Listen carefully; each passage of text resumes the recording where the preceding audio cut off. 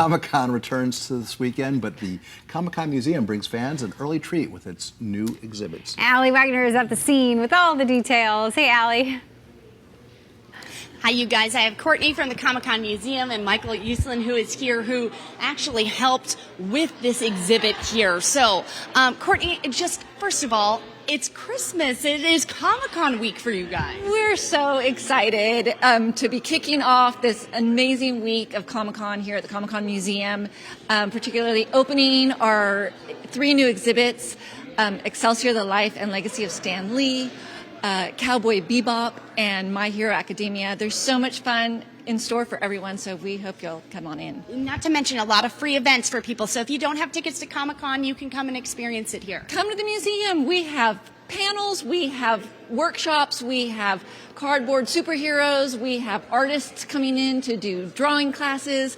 We have our Hunger Action Heroes will be making a special appearance. There's so much to do, and there's a lot to explore and enjoy at the Comic-Con Museum. Now, this is a very special exhibit, and that's why, Michael, I'm going to bring you in here. And Michael, first of all, it is very appropriate for you to be a part of this because of your connection with Stan Lee, but also first professor of a comic book course, which I find to be fascinating because you look at comic books through an entirely different lens. I do, and I believe I'm still the first person on the planet to get a doctorate in comic books. So how geeky can you get? All right, that's like the extreme. This is so important to me, this exhibition. I knew Stan since I was 11 years old. He was my idol, he was my mentor, he was my friend. We got to work together creatively, and my son David and I were 2 of the producers of his memorial at Grauman's Chinese Theater in Hollywood when he passed. So this is very meaningful to me, to every comic book fan, and we have a chance to also showcase all of his co-creators like Jack Kirby, Steve Ditko, and so many other brilliant creative people. Now, let's take a walk through here as we're looking at some of the comics because there is an evolution that happens. I know that you were collecting comics. I mean, you had over 30,000 of them, if I saw correctly, right? I got up to 50,000, actually. Gosh. And so talk a little bit because there are some of these that are very special. There really are incredible, incredible pieces of historic, original artwork here. This is the first appearance of Marvel's Captain Marvel, created by Stan and Gene Colan. The first issue of Submariner during the Marvel Age of Comics. And this is by a phenomenal artist, John Buscema, who was also famous for Silver Surfer, among many others. One of the few female artists in comic book history in those days, Marie Severin. This is her Captain America cover.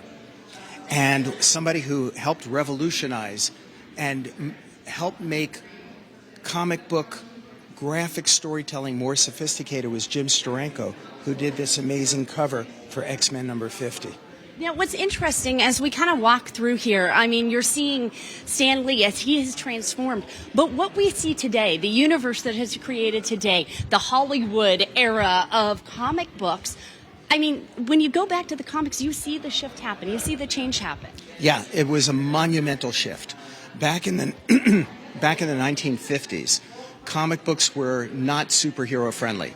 There were humor, science fiction, fantasy, mystery, horror, crime, romance. And then all of a sudden there's this change. And Strange Tales and Journey into Mystery, which were fantasy type of comic books, they suddenly had superheroes being introduced. And the superheroes, one by one, took over those titles as the Marvel Age of Comics arrived, starting in 1961 with the first issue of Fantastic Four. Which is so fascinating because when you look at what Comic-Con has become today, yes, it is the comics, that's where it all starts, but the growth of it, I mean, does it still amaze you to see the popularity of comics and how they have grown over the years? It really has been an amazing transformation globally, and that is primarily due, and Stan would have admitted it, to the movies and TV and animation and gaming and merch that came out of the Hollywood aspect of it. But what's really important, critically important, is that we not lose sight of the creative wellspring from which all of this sprang. The stuff that gave kids and older people eventually this sense of wonder, that sparked their imaginations, that gave them their own contemporary mythological heroes in stories all based on hope, redemption, alienation and acceptance, community. That all came out of the Marvel Age of Comics and Stan Lee and Jack Kirby, Steve Ditko, and all these other great people's co-creations. What does Comic-Con San Diego mean to you? Comic-Con this year is a little bit different than in the years past. There is a writers and there is an actors strike. So now what I'm finding at the beginning of Comic-Con this year, wait a minute, there's more of an emphasis going back to the comic books. The spotlight is going back to the comic book creators, the artists, the writers, the colorists, the letterers, and I think that's a really, really cool thing to happen. Now, I cannot end this interview without talking to you about Batman, because you bought, I believe, the rights to Batman when you were in your 20s, yes? It was one of my better ideas. Yes. Okay, so that means that you have played a part in all of the Batman that I have known my entire life, all of the movies that I have seen. Talk a little bit about the Batman that we see today, the new franchise. Is that what you pictured when you started going and saying, this is the Batman I want to see? In a cold night, January 1966, the Batman TV show came on. I was a diehard fan. I was so excited until I saw it and said, oh my God, they've made a joke out of Batman. Everybody's laughing at Batman. And that night I made a vow, like young Bruce Wayne once made a vow. And I said, someday I will show the world the true Batman, created in 1939 as a creature of the night, stalking deeply disturbed villains. And that became my quest. And yes, in my 20s, I raised money privately, went to the president of DC Comics, bought the rights to Batman, and went out to Hollywood to try to get a dark and serious version of Batman made as a movie. And thanks to the genius of Tim Burton and so many other amazing people, that dream finally came to fruition. I asked you this off camera, but does it still crack you up to see everybody ranking the Batmans? Because I see that a lot on social media now. Everybody has their favorites. Is that funny? They do. You know, the question I get asked most often, Michael, who is the one true Batman? It's the easiest question to answer. It is the Batman you were first introduced to when you were 8 or 12 or 16 or 20. That is your one true Batman. It doesn't matter if it came from a comic book, a cartoon, a movie, a video game. That's your true Batman, and all of us need to respect that. That is very cool, and that's what it's all about. That's what Comic-Con's all about. He also brought us Where on Earth is Carmen San Diego, so I said San Diego has to be very special to you from that perspective, right? Oh, it sure is. That got us the Emmy Award, which was a very exciting night in my career.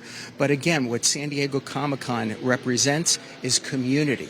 People who are maybe a little bit different from other people where they live can come to San Diego. We take over the entire town. It's an invasion, but it's that sense of community, and you can't beat that. How many Comic-Cons have you been to? I think I'm about one away from my 60th annual Comic-Con, dating back to when Comic-Cons first started in New York City. That is incredible. Michael, such a pleasure. Thank you so much for joining us today. Guys, that gives you a little bit of the background, and obviously he's got some fabulous stories to tell as well. Back over to you.